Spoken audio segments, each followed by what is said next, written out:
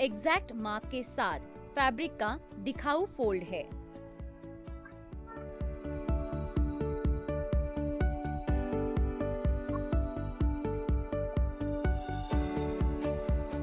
तो पहले हम नाइफ प्लीट के बारे में सीखेंगे।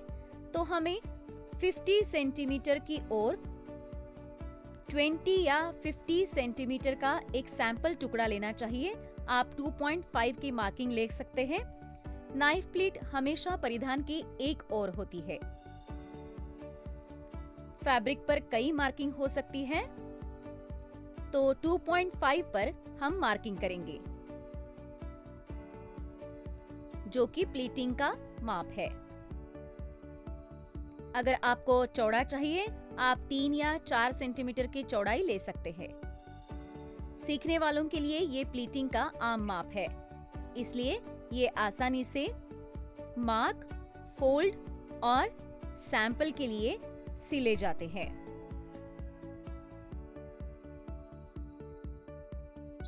हम आमतौर पर परिधान के लिए प्लीट देखते हैं, जिन्हें स्कर्ट कहते हैं, और कई बार टॉप पर, जहां हमें बहुत फैलाव की जरूरत होती है।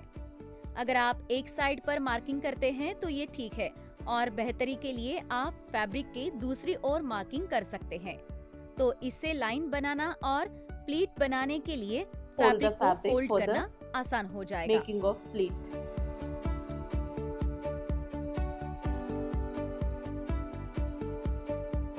पूरी तरह लाइन बनाने की जरूरत नहीं है, क्योंकि प्लीटिंग फैब्रिक के एक ओर फोल्ड होनी है।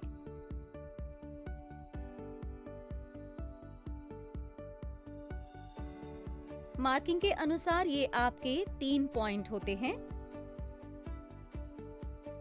तो अपनी पहली लाइन को तीसरी लाइन पर फोल्ड करें। ये आपकी पहली प्लीट है।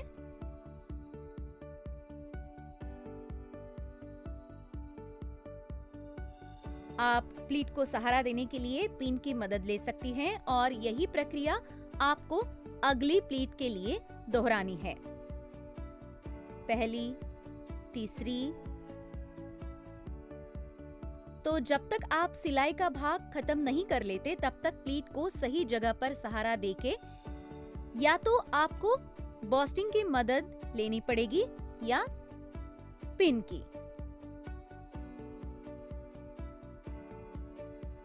पहले से तीसरी सभी प्लीट के लिए आपको यही प्रक्रिया दोहरानी है।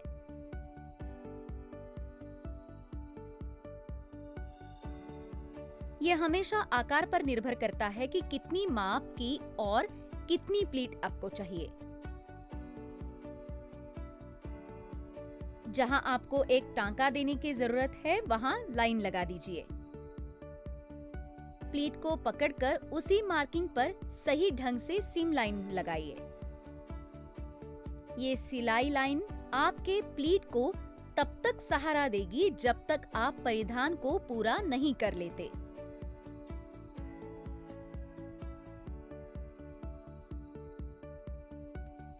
और एक बार जब आपने पिन हटा दी, तो आपकी प्लीट हट जाएगी। और क्योंकि ये एक तरफ है, तो इसे कहते हैं नाइफ प्लीट।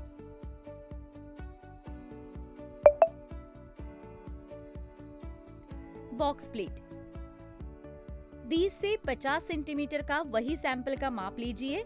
उसी तरह मार्किंग कीजिए जैसे नाइफ प्लीट के लिए हमने की थी, लेकिन प्लीटिंग की फोल्डिंग एक दूसरे की ओर होनी चाहिए, जो कि आपकी प्लीट को बॉक्स की तरह दर्शाएगा। हर 2.5 सेंटीमीटर पर मार्किंग कीजिए।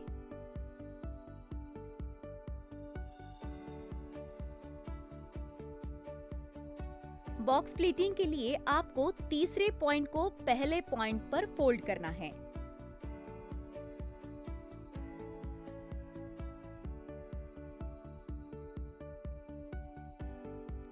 अगले 3 पॉइंट को उल्टी दिशा में।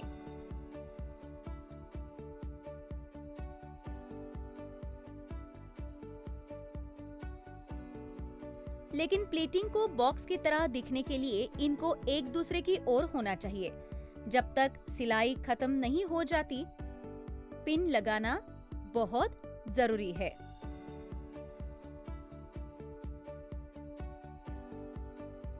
जब भी आप बॉक्स प्लीटिंग बनाएं तो ये ध्यान रखें कि ये दूसरी प्लीट के ऊपर ना आए और ना ही प्लीट के बीच में अंतर आए।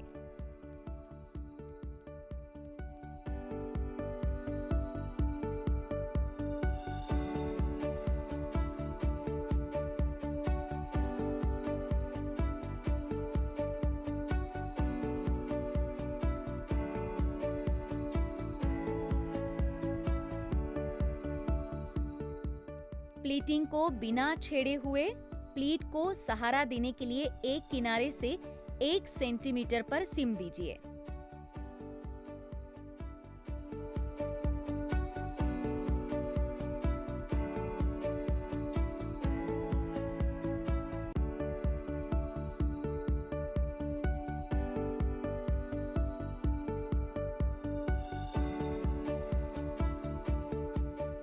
और ये बॉक्स प्लीटिंग का अंतिम रूप है।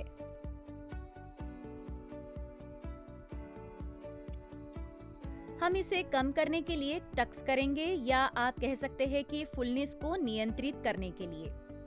और ये मुख्य रूप से फैब्रिक की बनावट के लिए इस्तेमाल होता है, क्योंकि ये फैब्रिक को एक सजावटी रूप देता है।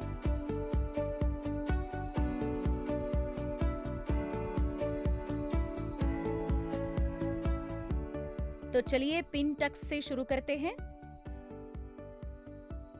20 बाय 20 सेंटीमीटर का सैंपल लें और आप हर 2.5 सेंटीमीटर पर सीधी लाइन दे सकते हैं। पिन टक्स और कुछ नहीं बल्कि फैब्रिक के ऊपर बारीक लाइन है, जो कि ऑन फोल्ड पर 1 मिलीमीटर चौड़ी है। तो जहां जरूरत हो वहीं लाइन लगाएं। और आपके डिजाइन पर निर्भर करता है कि आप लाइन पास में लगाते हैं या अंतर छोड़कर।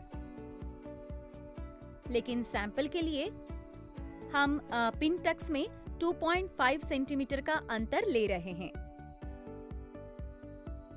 एक बार जब हमने मार्किंग कर ली, हर लाइन को बिल्कुल मार्किंग के ऊपर फोल्ड करें। और आपको बहुत ही छोटे किनारे पर सिलाई करनी है, जो कि 1 मिलीमीटर है। तो सिलाई की मदद से ये फैब्रिक पर बहुत ही बारीक लाइन बनाइएगा और इसे पिन टक्स कहते हैं।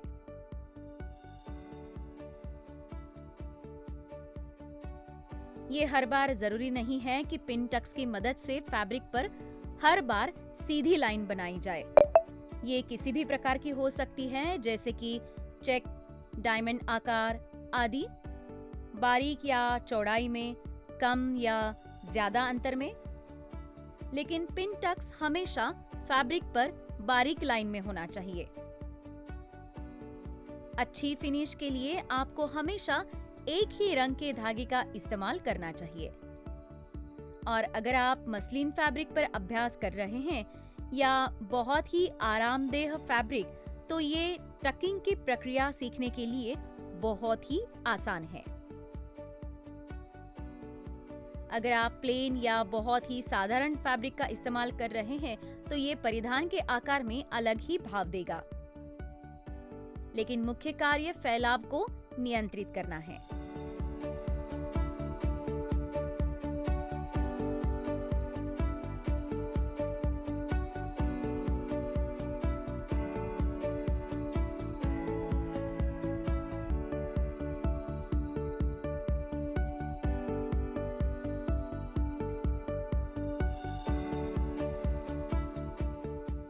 तो इस प्रकार हम पिन टक्स बनाते हैं।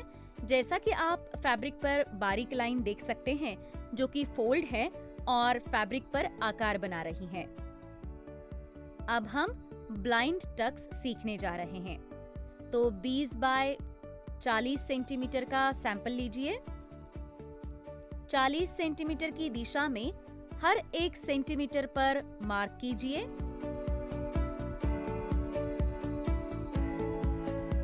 आपको 40 सेंटीमीटर की दिशा में हर 1 सेंटीमीटर पर दोनों ओर मार्क करना है। ब्लाइंड टक्स हमेशा एक ओर आएंगी। प्लीट की तरह ये आकार में चौड़ी होती है।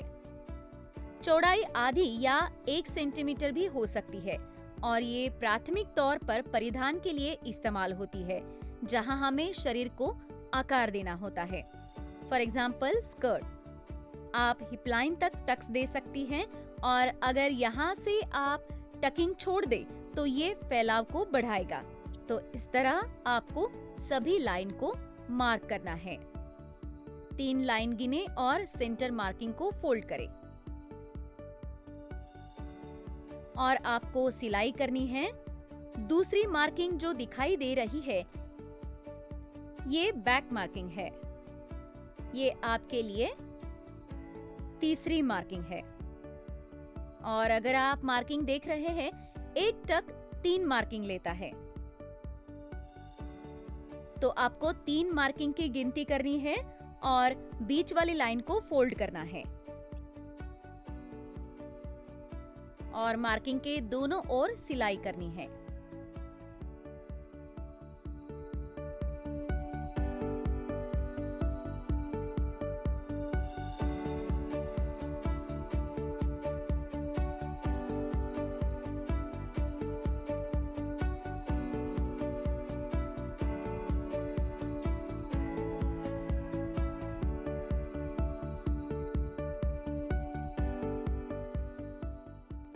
अगली 3 लाइन के लिए आपको यही प्रक्रिया दोहरानी है। सेंटर को फोल्ड करें और दिखाई दे रही मार्किंग को फोल्ड करें।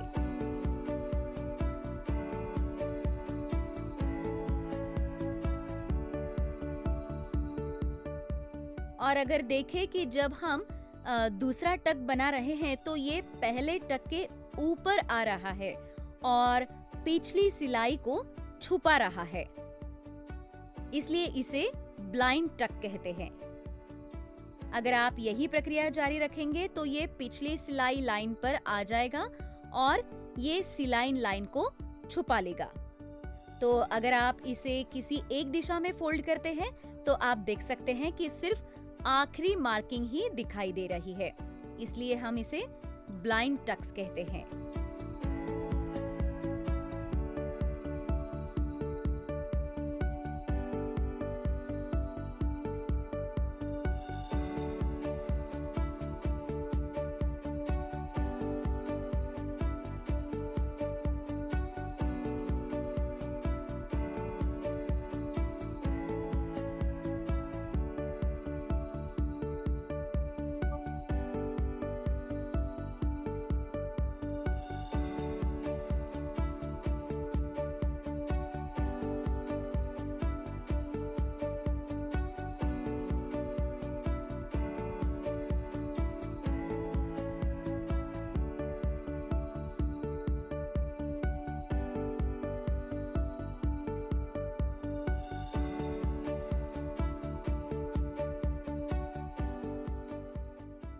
तो इसे कहते हैं ब्लाइंड टक्स, जो कि फुलनेस को नियंत्रित करने के लिए है।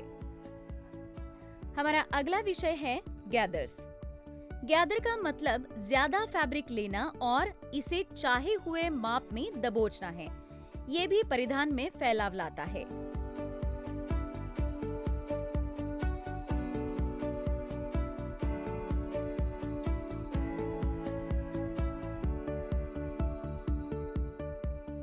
गैदर्स के लिए हम 20 सेंटीमीटर का सैंपल ले रहे हैं और सैंपल की चौड़ाई 40 से 50 सेंटीमीटर के लगभग चाहिए, जो कि कितना गैदर्स चाहिए उस पर निर्भर करता है। किनारे से आपको हर 1 सेंटीमीटर के बाद 2 लाइन को मार्क करना है। ये 1 सेंटीमीटर है। मार्किंग पर लाइन बनाइए। स्टिच लेंथ कंट्रोल की मदद से इन दोनों मार्किंग पर लंबी सिलाई कीजिए। 5वीं सिलाई लंबी है। तो अगर आप 5वीं सिलाई ले रहे हैं, फैब्रिक को दबोचते हुए ये धागा निकालने के लिए बहुत आसान है, क्योंकि ये खींचने के लिए काफी ढीला है। गैदर्स को दबोचने के लिए आपको दोनों सिलाई से केवल एक लेयर का इस्तेमाल करना है, चाहे वो ऊपर का धागा हो या नीचे का हो। और जैसा कि आप देख सकते हैं, हमारे पास ऊपर के 2 धागे हैं और हम गैदर्स के लिए इसे खींच रहे हैं। और अगर आप 2 बराबर की लाइन ले रहे हैं और गैदर्स बनाने के लिए फैब्रिक को दबोच रहे हैं, तो इससे आपका परिधान बहुत अच्छा दिखाई देगा।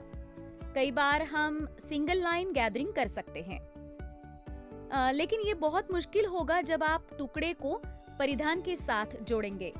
तो उत्तम किस्म की गैदरिंग के लिए हमेशा फैब्रिक को दबोचने के लिए 2 लाइन लीजिए।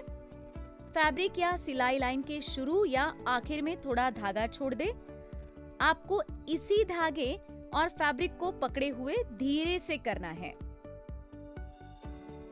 क्योंकि ये बीच में टूट जाता है और अगर सिलाई लाइन बीच में कहीं टूट जाए तो आपको पूरे सैंपल की प्रक्रिया दोबारा करनी पड़ेगी। ये गैदर्स के साथ आकार बनाने में थोड़ा समय लेती है और इन सभी चीजों में भी, लेकिन निश्चित रूप से ये आपके परिधान को बहुत ही अच्छा और सुंदर फिनिश देगा। तो परिधान बनाते हुए आपको फैब्रिक को बहुत ही ध्यान से पकड़ना है, और खास तौर पर जब आप मुश्किल फैब्रिक के साथ काम कर रहे हैं। और आपने देखा कि कैसे गैदर्स बनाए जाते हैं।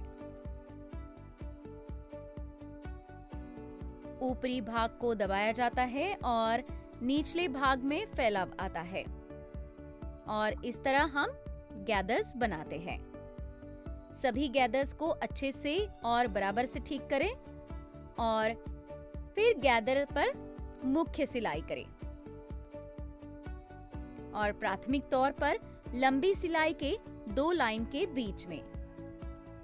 एक बार जब आपने इसकी साधारण सिलाई कर दी तो ये लाइन आपको लॉकिंग के साथ पूरी करनी है, क्योंकि ये गैदर पर आखिरी सिलाई है। और जो 2 पिछली लाइन जो कि लंबी सिलाई थी उसे हटा दिया जाएगा, और आप गैदर का रूप देख सकते हैं कि ये कैसे बनता है। लंबी सिलाई को हटा लें।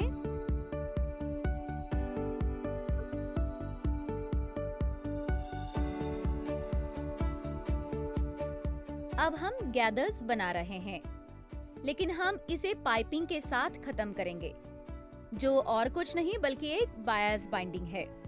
तो ऐसा ही सैंपल बनाइए। आप इकट्ठा टुकड़ा कैसे बनाएंगे? आपको अपने सैंपल के अंत में धागे को गांठ लगानी है। अधूरे किनारों को फिनिश करने के लिए आपको बायस बाइंडिंग या पाइपिंग बनानी पड़ेगी। तो सैंपल के आकार का माप ले, शायद 15 सेंटीमीटर के लगभग, या कुछ भी, उसे माप ले और समानांतर आकार की कटाई कॉन्ट्रास्ट कलर फैब्रिक पर भी करें।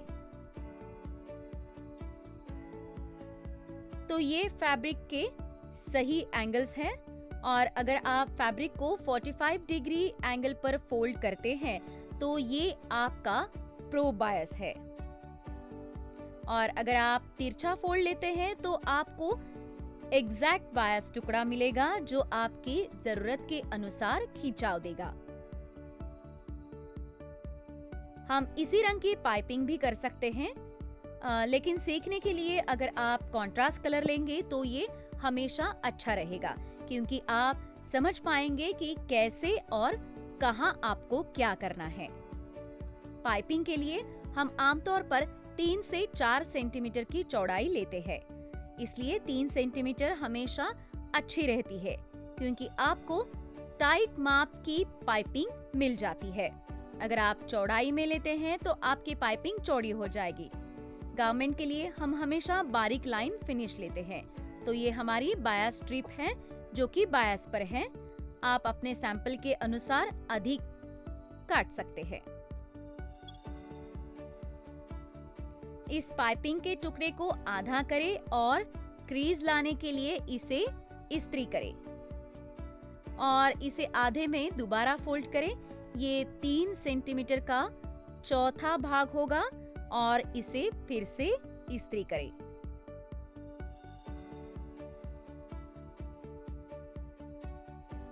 दूसरी ओर से भी इसे फोल्ड करें और इसे इस्त्री कर लें। ताकि आपको सेंटर फोल्डिंग मिल सके। जैसा कि आप इस वीडियो में देख सकते हैं, तो टुकड़े को इस्त्री करने के बाद आपके पास 3 क्रीज लाइन है। इकट्ठे सैंपल में से ज्यादा को काट ले, ये लगभग 1 सेंटीमीटर होगा। अपने कॉन्ट्रास्ट टुकड़े को सैंपल पर रखें और मान ले कि ये आपके गारमेंट का सही साइड है। दोनों सैंपल और पाइपिंग के टुकड़े को मिला ले और आपको पहली क्रीज पर किसी एक तरफ से लॉकिंग की मदद से सिलाई करने की जरूरत है।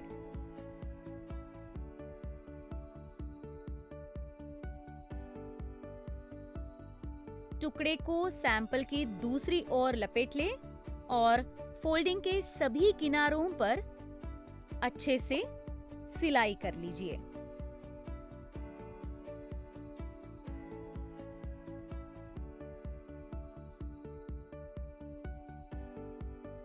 और इस तरह हम गैदर से सैंपल के लिए पाइपिंग बनाते हैं। तो आप पाइपिंग का माप देख सकते हैं। लंबी सिलाई को हटा लें जो सैंपल पर दिखाई दे रही है। जितना छोटा आप टुकड़ा लेंगे उतनी ही बारीक आपको पाइपिंग मिलेगी, लेकिन सीखने वालों के लिए हम हमेशा 3 सेंटीमीटर का माप ही लेते हैं।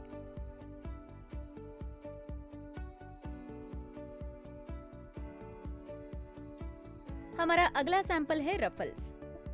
रफल और कुछ नहीं बल्कि एक जोड़ है, एक इकट्ठा हुआ टुकड़ा मुख्य गारमेंट की ओर, जो कि मुख्य रूप से हेमलाइन में फैलाव लाएगा।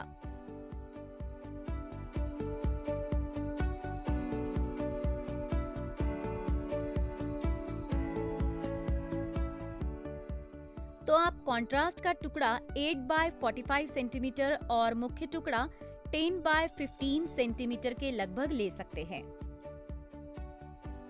कॉन्ट्रास्ट टुकड़े पर एक ओर से फैब्रिक को फोल्ड करें जितना कम हो सके और किनारे की फिनिश के लिए सिलाई कर ली।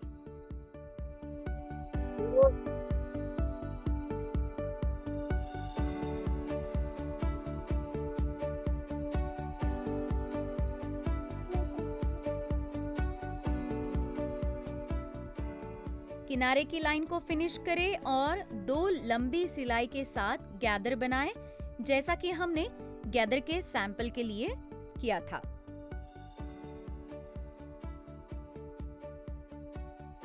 पांच नंबर पर 2 सिलाई लाइन, माप के अनुसार गैदर बनाने के लिए उसे खींच ले, जो कि सैंपल के मुख्य माप के बराबर होना चाहिए। तो मेरा मुख्य सैंपल 15 सेंटीमीटर है और मैंने कॉन्ट्रास्ट का टुकड़ा 45 सेंटीमीटर का लिया है, जो कि 15 सेंटीमीटर पर इकट्ठा होगा।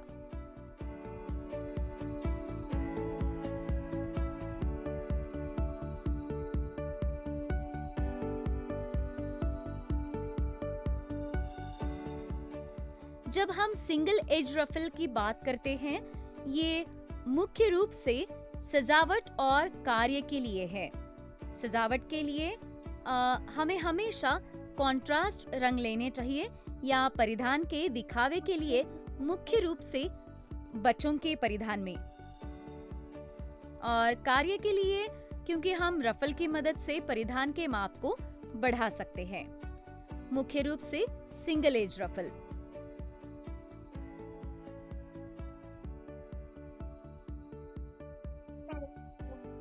तो मुख्य फैब्रिक माप के लिए आपका कॉन्ट्रास्ट सैंपल 15 सेंटीमीटर आना चाहिए।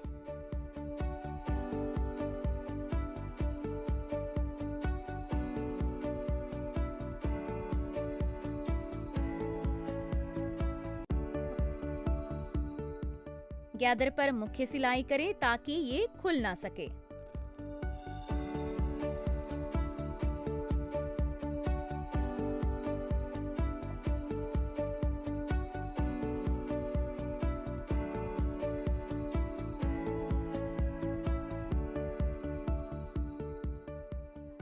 गैदर को सैंपल से जोड़ें।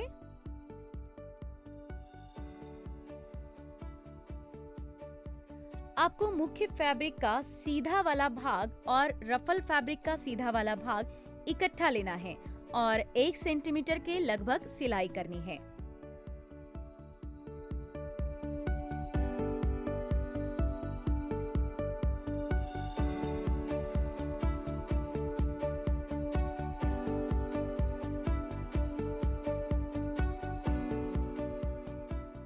अब आप देख सकते हैं, अगर आप इसे घुमाएं, ये आपके परिधान का सीधे वाला भाग है और ये सैंपल का बढ़ा हुआ हिस्सा है।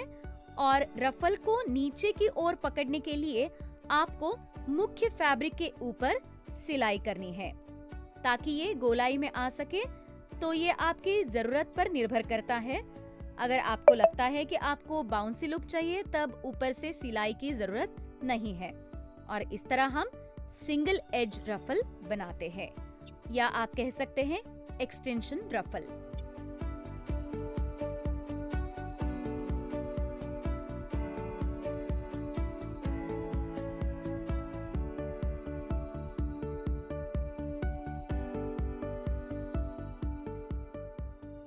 चलिए डबल एज रफल बनाएं।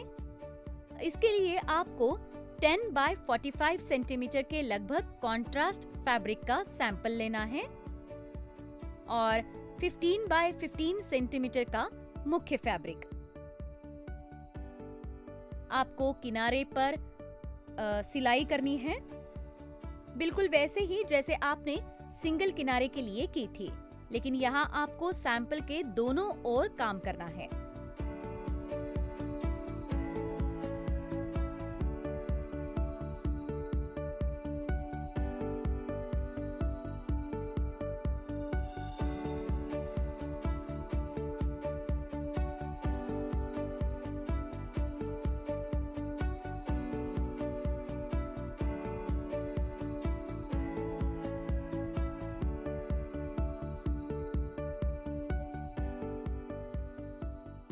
एक बार जब आपने कॉन्ट्रास्ट फैब्रिक के दोनों ओर किनारों पर सिलाई कर ली, तो गैदर्स बनाने के लिए सैंपल के बीच में 2 लंबी सिलाई करें। आप इस्त्री की मदद से क्रीज लाइन बना सकते हैं और क्रीज लाइन से दोनों ओर आप लाइन मार्क कर सकते हैं। गैदर्स बनाने के लिए लाइन की सिलाई के लिए एक लंबी सिलाई कीजिए।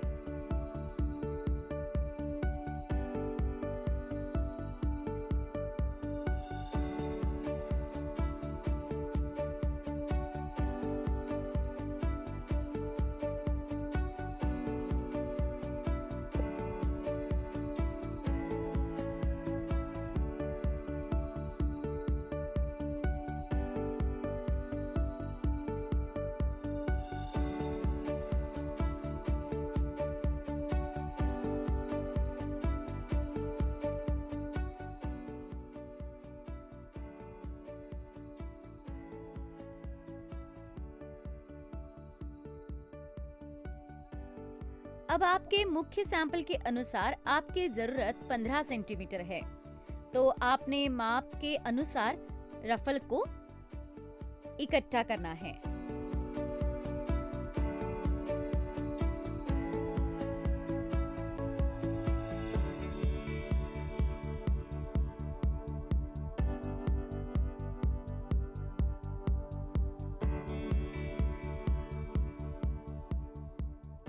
गैदर को पकड़ने के लिए मुख्य सिलाई कर ले।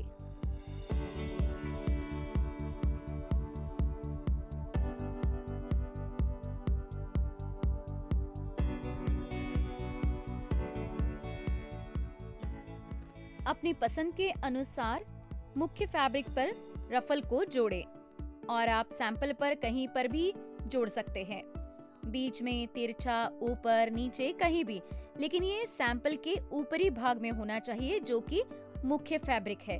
और जब परिधान की बात होती है, हम डिजाइन के अनुसार रफल को रखने के तरीके को देखते हैं और इस तरह हम डबल एज रफल बनाते हैं।